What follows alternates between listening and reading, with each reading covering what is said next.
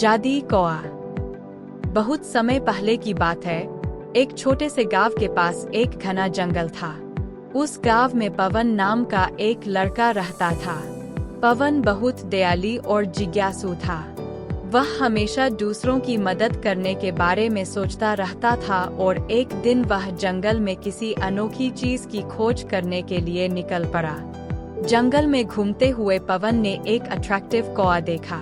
यह कौआ साधारण काले रंग का नहीं था, बल्कि उसकी पंखों पर इंद्रधनुषी चमक थी। पवन ने कौए को देखा और उसकी ओर बढ़ा।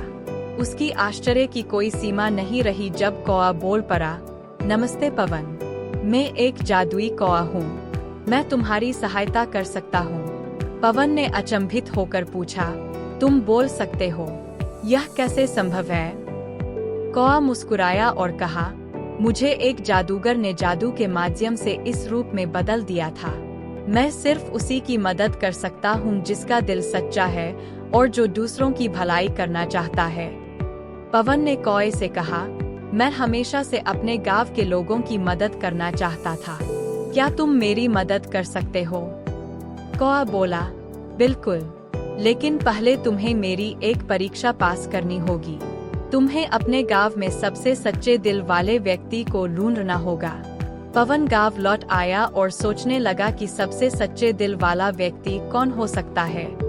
सबसे पहले वह गांव के सरपंच के पास गया, लेकिन पवन ने देखा कि सरपंच अपने स्वार्थ के लिए काम करता है।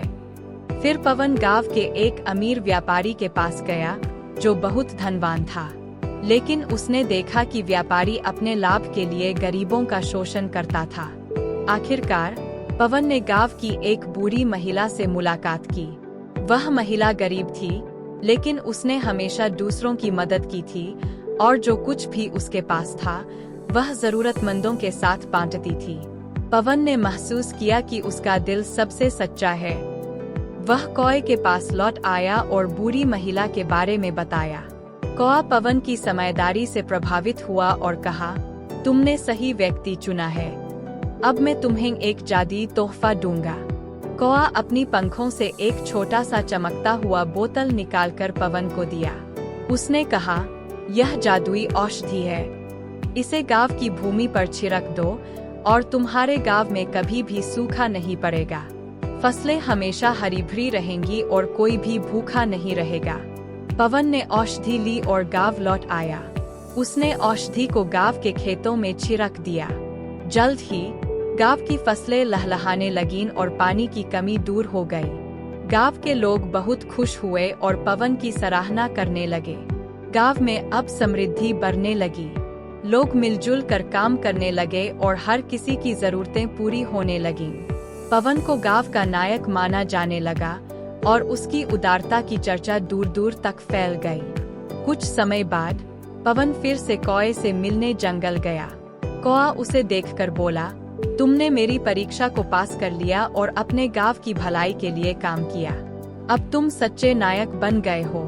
याद रखना, सच्चे दिल और नेक इरादों से काम करने वाले लोग ही असली नायक होते हैं। पवन ने कौए का धन्यवाद किया और उसे विदा किया। वह अपनी पूरी जिंदगी गांव की सेवा करता रहा और सबकी मदद करता रहा। उसकी वजह से गांव खुशहाल बना रहा और उसकी कहानी से लोग प्रेरणा लेते रहे।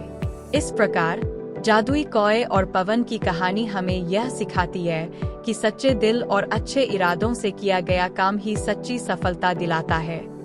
जब हम दूसरों की भलाई के लिए काम करते हैं, तो हम न केवल खुद खुश रहते हैं, बल्कि हमारे चारों ओर की दुनिया भी खुशहाल बनती है। धन्यवाद। वीडियो देखने के लिए धन्यवाद।